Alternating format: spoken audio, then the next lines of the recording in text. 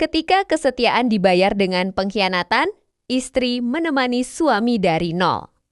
Mira tidak pernah menyangka bahwa kesetiaan yang ia rawat sepenuh hati akan dibayar dengan pengkhianatan paling kejam dalam hidupnya. Halo teman-teman semua. Sebelum cerita mulai, boleh dong tulis di kolom komentar kalian nonton dari daerah mana? Aku pengen tahu. Dan seperti biasa, bantu juga channel ini agar supaya semakin berkembang ya. Cukup dengan klik like, subs, tinggalkan komentar. Lanjut ke cerita. Ia tidak pernah membayangkan bahwa laki-laki yang ia pilih saat masih sama berjuang akan meninggalkannya demi perempuan lain. Perempuan yang bahkan tidak tahu bagaimana pedihnya membangun hidup dari nol. Mira, wanita yang menemani Dimas dari tidak punya apa-apa. Ketika Mira menikah dengan Dimas, kebanyakan orang meremehkan pilihannya. Dia belum mapan. Mir, kamu nanti capek sendiri. Kamu layak dapat yang lebih baik. Tapi Maira tidak peduli. Ia mencintai Dimas apa adanya. Dimas dulu bekerja sebagai teknisi freelance. Penghasilannya tidak tentu. Kadang kosong sampai 2 minggu. Mereka tinggal di kontrakan kecil atap seng, yang setiap hujan selalu bocor tepat di tengah ruang tamu. Suatu malam, bocoran itu deras sekali. Maira jongkok, menaruh ember besar. Sementara Dimas duduk memegang kepala, tampak putus asa. Maaf ya, Mir. Suaranya pecah. Harusnya aku bisa kasih kamu hidup yang lebih layak. Maira tersenyum, mengusap wajahnya. Hidup layak bukan soal rumah besar, Mas. Hidup layak itu ketika kita sama melewati semuanya. Itu malam yang tak pernah ia lupakan. Itulah saat pertama Dimas berjanji. Kalau aku sukses, yang pertama akan aku bahagiakan adalah kamu. Maira percaya. Sepenuh hati. Ketika Dimas mulai naik merah tidak ikut diangkat. Waktu berjalan. Dengan dukungan Mira, dengan uang dari tabungan kecil Mira, dengan dorongan setiap malam yang tak pernah berhenti. Dimas akhirnya diterima bekerja di perusahaan besar. Karirnya melesat cepat. Ekonomi mulai stabil. Tabungan bertambah. Dimas jadi lebih percaya diri. Tapi bersamaan dengan itu, sikapnya berubah. Mulai jarang menyentuh Mira. Mulai sering menatap layar ponsel sambil tersenyum kecil. Mulai pulang lewat tengah malam. Dan setiap Maira bertanya pelan. Jawabannya selalu sama. Aku capek. Jangan nanya-nanya. Ada jarak yang perlahan tumbuh. Seperti dinding yang dibangun pelan-pelan. Tidak terlihat, tapi terasa. Hari ketika dunia Maira runtuh. Hari itu Mira hanya ingin memberi kejutan. Ia memasak makanan kesukaan Dimas, kari ayam. Buatan tangannya dan mengantarnya ke kantor. Sesampainya di sana, ia disambut resepsionis dengan senyum kaku. Bu Miraja, Pak Dimas sedang? Tidak bisa diganggu. Maira mengangguk, tetap tersenyum. Mungkin sebentar saja. Saya cuma mau mengantar makan. Ia berjalan ke ruang Dimas. Pintu sedikit terbuka. Dan dari celah itu, Mira melihat sesuatu yang tidak akan pernah ia lupakan. Dimas sedang memeluk seorang wanita. Bukan pelukan formal. Bukan pelukan basa-basi kantor. Itu pelukan penuh rasa memiliki. Pelukan yang dulu hanya jadi miliknya. Wanita itu menatap Dimas dengan senyum hangat. Senyum yang dulu hanya ditujukan padanya. Maira membeku. Tangannya terkulai memegang kotak makanan. Ketika pintu berdecit, Dimas menoleh. Wajahnya langsung pucat. Maira, aku bisa jelasin. Namun wanita itu dengan gaya percaya diri dan tatapan meremehkan berkata, "Oh, jadi ini istrimu?" Seketika dunia Maira runtuh. Suara orang-orang di kantor lenyap. Langit seakan gulita. Wanita itu adalah Laras. Nama yang dulu sering Maira dengar dari cerita Dimas. Rekan kerja baru. Anak proyek yang butuh bimbingan. Cuma teman kantor. Ternyata bukan cuma itu. Pengakuan yang membunuh hatinya perlahan. Malam itu Maira dan Dimas bicara. Atau lebih tepatnya, Mira mendengarkan Dimas menghancurkan dirinya kata demi kata. Aku sudah lama gak cocok sama kamu. Kamu cuma sibuk di rumah. Kamu gak berkembang. Kamu gak ngerti dunia aku. Laras itu. Selevel sama aku. Selevel. Satu kata itu mengiris lebih dalam dari pengkhianatan itu sendiri. Jadi selama ini, semua pengorbanannya dianggap apa? Maira duduk diam. Mata kosong. Air mata tidak keluar karena terlalu sakit untuk sekadar menangis. Ia hanya bertanya satu hal. Jadi, kamu pilih dia. Dimas menghela napas panjang, tidak menatap mata Mira. Aku. Ayah. Aku pilih Laras. Dan di detik itu, ada sesuatu di dalam dada Mira yang terasa patah. Sesuatu yang tidak bisa diperbaiki lagi. Siapa yang pergi dan siapa yang tersisa? Mira memasukkan beberapa baju ke koper kecil. Ia tidak marah. Tidak melempar barang. Tidak berteriak. Semua terlalu sunyi untuk itu. Ketika ia melangkah keluar rumah yang ia bangun bersama Dimas, hatinya terasa seperti robek berkeping-keping. Namun anehnya, ada juga rasa lega. Ia sadar. Kadang Tuhan membiarkan kita hancur, agar kita bisa melihat siapa yang benar layak kita pertahankan. Dan Dimas ternyata bukan salah satunya. Setelah pergi, Mira baru menyadari betapa dalam lukanya. Rumah kontrakan kecil yang dulu penuh tawa, kini terasa asing. Mira kembali ke sana karena tidak ingin pulang ke rumah orang tuanya dengan membawa malu. Malam pertama tanpa Dimas adalah malam terpanjang dalam hidupnya. Di kamar yang sunyi, di kasur tipis yang dulu mereka beli bersama, Mira memeluk lututnya dan menangis tanpa suara. Bukan karena kehilangan Dimas, tapi karena kehilangan dirinya sendiri. Ia menangis karena merasa bodoh telah mencintai seseorang lebih dari dirinya. Ia menangis karena menyadari betapa ia telah mengorbankan banyak hal untuk seseorang yang tidak pernah benar melihatnya. HP-nya terus bergetar cat dari sahabatnya, dari keluarganya, dari rekan jahitnya. Tapi ia tidak menjawab. Satu-satunya pesan yang ia buka adalah dari nomor tak dikenal. Maaf, aku nggak bermaksud merusak rumah tangga kalian, Laras. Maira membeku. Wanita itu berani meminta maaf setelah menghancurkan semuanya. Maira tidak membalas. Ia hanya menutup layar dan menangis sampai terlelap karena lelah. Malam itu, Mira berjanji pada dirinya. Aku boleh hancur hari ini, tapi tidak selamanya. Hidup memaksa Maira untuk berdiri. Keesokan paginya, Mira menatap wajahnya di cermin. Bengkak, lelah, pucat. Tapi ada sesuatu di matanya, sesuatu yang tidak ia lihat semalam. Taked. Maira mulai menjahit lagi. Menata kembali hidupnya dari apa yang tersisa. Mesin jahitnya kembali berbunyi dari pagi sampai malam. Tawaran datang dari pelanggan lama. Pesanan meningkat. Di antara benang dan kain-kain itu, Mira merasa hidup sedikit demi sedikit kembali. Namun hidup tidak semudah itu. 1 bulan setelah Maira pergi, Dimas tiba-tiba menghubunginya. Kita bisa ketemu? Cuma ngomong sebentar.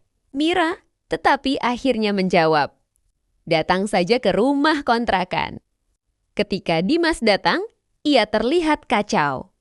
Rambut acak-acakan. Wajah lelah. Lingkar mata gelap. Mir, aku salah. Laras, dia bukan seperti yang aku pikir. Aku pengen pulang. Mira hanya menatapnya lama. Dulu, tatapan itu penuh cinta. Sekarang, hanya ada kosong. Dengan suara pelan tapi sangat tegas, Maira berkata, "Kamu memilih pergi, Mas, dan aku memilih sembuh." Itu pertama kalinya Dimas melihat Maira begitu kuat. Ketika karma mulai bekerja, karma tidak pernah salah datang. Beberapa minggu kemudian, beredar kabar bahwa Laras mengundurkan diri dari kantor. Gosip menyebar bahwa hubungan mereka berantakan. Laras ternyata bukan malaikat seperti yang Dimas bayangkan. Bukan pendamping yang selevel. Bukan wanita yang setia. Dimas terlambat sadar bahwa apa yang ia cari dari Laras hanya ego, bukan cinta. Sementara itu, rezeki Maira justru semakin terbuka. Toko online kecilnya mulai ramai pembeli. Video jahit yang ia unggah tiba-tiba viral. Banyak yang tersentuh kisahnya meski ia tidak pernah menyebut nama siapapun. Komentar masuk ribuan. Pelanggan bertambah ratusan. Untuk pertama kalinya sejak lama, Mira merasa bangga pada dirinya sendiri. Pertemuan yang tidak terduga. Suatu sore, Mira sedang mengantarkan pesanan ke rumah pelanggan. Dan di halaman sebuah rumah besar, ia melihat Dimas berdiri sendirian, memandangi tanah kosong. Itu rumah impiannya, rumah yang dulu ingin ia bangun bersama Mira. Tapi kini hanya fondasi yang belum selesai. Proyek itu kandas karena ia keluar banyak uang untuk Laras. Dimas menatap Maira dengan mata berkaca. "Mira, kalau waktu bisa diulang." Mira memotongnya pelan. "Tapi waktu nggak bisa diulang, Mas. Dan sebelum kamu menyesal, aku sudah melewati masa paling gelap dalam hidupku. Sekarang aku bahagia. Tanpa kamu." Dimas terdiam. Wajahnya hancur. Tetapi Maira tidak lagi merasa kasihan. Itu bukan kejam. Itu keadilan bagi hatinya. Malam itu terasa berbeda. Tidak ada air mata. Tidak ada rasa sesak. Yang ada hanyalah angin malam yang menyentuh kulitnya perlahan. Seolah ikut merayakan kebangkitannya. Maira duduk di balkon kontrakan yang sudah menemaninya sejak awal pernikahan. Balkon kecil itu dulu menjadi saksi taruh sederhana bersama. Di masa sebelum cinta berubah arah. Dulu, ia sering duduk di sana sambil menunggu suaminya pulang. Menunggu pesan singkat yang tak pernah datang.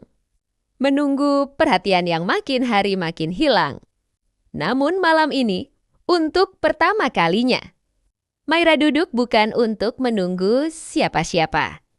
Ia duduk untuk dirinya sendiri. Di tangan kanannya terdapat buku catatan kecil. Buku yang dulu berisi rencana rumah tangga. Kini berubah menjadi catatan Mimia sendiri. Mira membuka halaman pertama yang kosong. Untuk pertama kalinya setelah sekian lama, ia menulis, "Aku memilih diriku. Aku memilih untuk hidup." Tulisan itu sederhana. Namun maknanya jauh lebih besar daripada semua janji yang pernah Dimas berikan. Mira mulai melihat dirinya bukan sebagai korban, tetapi sebagai penyintas. Semua yang ia lalui bukan hal kecil. Ia pernah dihancurkan oleh orang yang paling ia percaya. Ia pernah merasa tidak berharga. Ia pernah mempertanyakan kenapa dirinya tidak cukup. Tapi kini ia sadar, pengkhianatan Dimas bukan kegagalannya, tapi perlindungan Tuhan. Tuhan menunjukkan siapa yang layak tinggal dan siapa yang harus dilepaskan. Ada banyak hal yang dulu ingin ia tanyakan pada Tuhan. Kenapa saya? Kenapa harus begini? Kenapa dia selingkuh? Kenapa saya tidak cukup? Namun malam itu ia mendapatkan jawabannya sendiri. Karena cinta yang salah harus pergi dulu, agar cinta yang benar bisa datang. Luka lama, jiwa baru. Ketika angin malam menyentuh rambutnya, Mira menutup mata dan merasakan satu hal yang sangat lama hilang. Canan, tidak ada rasa takut. Tidak ada gelisah menunggu seseorang pulang. Tidak ada tekanan untuk menjadi istri sempurna. Bagi suami yang tak pernah mensyukuri keberadaannya, ia tidak lagi memikirkan siapa yang Dimas peluk, di mana Laras sekarang, atau bagaimana hidup mereka berantakan. Karena Maira tahu, apapun yang hilang bukan takdirku. Apapun yang tinggal, itu untukku. Dan yang tinggal adalah dirinya. Wanita yang lebih kuat daripada rasa sakit apapun yang pernah ia lalui. Di saat yang sama, Dimas menyadari kekalahan terbesarnya. Sementara Mira memulihkan diri, Dimas melalui hal yang sebaliknya. Ia kehilangan rumah tangga, kehilangan kepercayaan kantor karena skandal, kehilangan Laras yang ternyata hanya memanfaatkan statusnya, kehilangan proyek besar yang ia tinggalkan demi ego. Dan yang paling menyakitkan, ia kehilangan Mira, wanita yang dulu mencintainya tanpa syarat. Tetapi penyesalan itu tidak lagi berarti. Karena luka yang ia buat tidak bisa ditambal dengan kata maaf. Dimas hanya bisa menonton dari jauh. Maira sudah lebih cantik. Dia perawatan karena berduit dan penampilan wajah. Serta gaya berpakaian berubah drastis. Maira dulu dan sekarang sudah berbeda level. Hingga nyaris dikenali. Betapa Maira bangkit tanpa bantuan siapapun. Betapa Maira bersinar lebih terang dari sebelumnya. Betapa Mira menjadi versi dirinya yang paling kuat. Dan itu adalah karma yang lebih pedih daripada apapun. Akhirnya, Maira mengerti. Terkadang, hidup memaksa seseorang jatuh. Bukan untuk menghukumnya, tapi untuk mengajarkan bahwa ia bisa berdiri tanpa siapapun. Terkadang, Tuhan mencabut sesuatu dari hidupmu. Karena apa yang akan diganti jauh lebih indah. Mia memandang langit malam itu gelap tapi bertabur bintang. Ia tersenyum kecil. Terima kasih, Tuhan. Karena sudah mematahkan hatiku. Agar engkau bisa menyusunnya kembali menjadi lebih kuat. Dan dengan napas panjang, Mira menutup buku catatan itu. Bukan sebagai wanita yang ditinggalkan suami. Bukan sebagai korban pengkhianatan. Tapi sebagai wanita yang memilih dirinya sendiri. Sebagai perempuan yang bertahan ketika semuanya runtuh. Sebagai hati yang kembali utuh, Melemetu. Untuk pertama kalinya dalam waktu yang lama, Mira akhirnya menang. Dan ia menang bukan karena Dimas kembali mengemis cinta. Bukan karena Laras tumbang. Tetapi karena ia menemukan dirinya sendiri. Pada ya, kisah Maira bukan. Sekadar cerita tentang pengkhianatan ini adalah perjalanan. Seorang perempuan yang mencintai dengan tulus. Memberi tanpa syarat. Dan tetap memilih untuk pergi ketika dirinya tidak lagi dihargai. Maria telah menemani Dimas sejak ia tidak punya apa-apa, masa susah. Masa lelah, masa penuh air mata. Hingga masa ketika Dimas mulai bangkit dan meraih kesuksesan. Namun ketika keberhasilan datang, Dimas justru melepaskan tangan yang dulu selalu menggenggamnya di saat paling gelap. Masuknya Laras menjadi titik balik paling pahit. Dimas lebih memilih wanita yang hanya hadir di puncaknya. Bukan wanita yang menemaninya dari dasar.